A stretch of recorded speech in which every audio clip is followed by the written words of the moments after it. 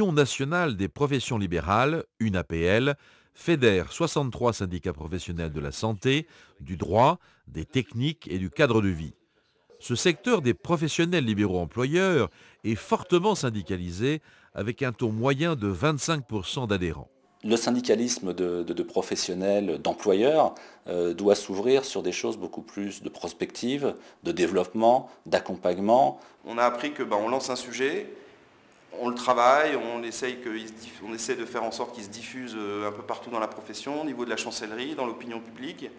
Et au bout d'un moment, ça finit toujours par passer. Dans notre profession, naturellement, il y a un besoin de syndicalisation. Il y a un besoin de se retrouver pour partager sur le métier et de progresser ensemble. Nous pensons que le temps du travail isolé est révolu et nous pensons qu'il faut que les professionnels apprennent à travailler ensemble et apprendre à travailler dans le cadre interprofessionnel. C'est cette interprofessionnalité qui mérite d'être développée. On a un fonctionnement assez extraordinaire qui garantit le renouvellement permanent de nos cadres. On a une limite d'âge à 40 ans.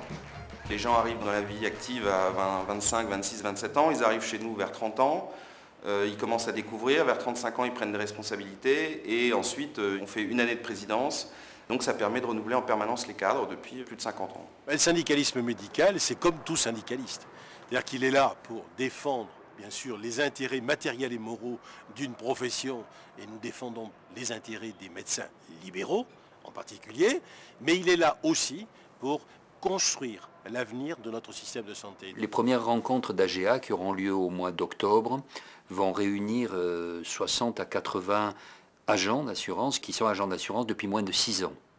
Et nous allons les faire débattre entre eux avec des personnes extérieures sur leur vision du métier, comment ils voient le métier, ce qu'ils y trouvent de bon, ce qu'ils y trouvent de moins bon, ce qu'ils attendent du syndicalisme.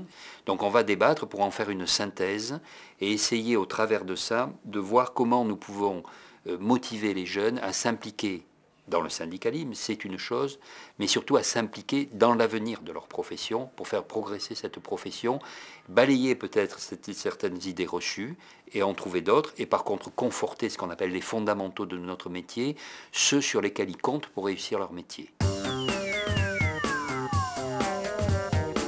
Finalement, à l'UNAPL, on retrouve beaucoup de nos partenaires et l'UNAPL nous aide à ne pas tomber dans du corporatisme, d'opposition entre différentes professions et d'opposer notaire contre géomètre, géomètre contre architecte. Et si on se retrouve au travers de l'UNAPL ensemble autour d'une table, en se parlant, on casse beaucoup d'idées reçues et de choses qui pourraient nous diviser au détriment de l'ensemble des structures. Nous sommes adhérents de l'UNAPL depuis très longtemps, qu'il est indispensable qu'il existe un organisme, une association, au sein de laquelle ces professionnels libéraux peuvent échanger, peuvent adopter des positions communes, identifier des problématiques et essayer de les traiter ensemble.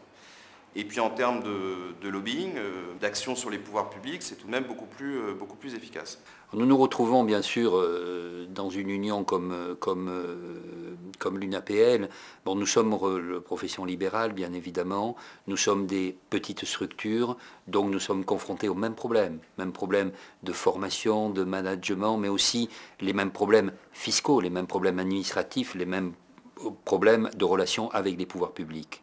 Donc la défense de la profession libérale est un enjeu extrêmement important, qui aujourd'hui d'ailleurs est à l'ordre du jour. Il n'est pas question pour nous de nous substituer à chacune des professions qui elles-mêmes ont leur ministère de tutelle et ont leurs propres réflexions et problématiques. Nous cherchons justement à rassembler c'est ce qui fait notre combat commun, l'exercice libéral, l'exercice indépendant, basé sur la compétence de professionnels de haut niveau, basé sur la responsabilité individuelle et surtout basé sur l'indépendance de nos actes vis-à-vis des pouvoirs publics, vis-à-vis des pouvoirs financiers, vis-à-vis des pouvoirs techniques. Nous sommes indépendants et nous donnons cette indépendance comme un devoir auprès du public que nous servons. Pour garantir leurs valeurs humanistes, d'indépendance et de responsabilité au service des Français, les professionnels libéraux doivent encore plus s'impliquer dans leurs syndicats professionnels afin d'enrichir le débat et construire un syndicalisme de proposition empreint d'idées nouvelles.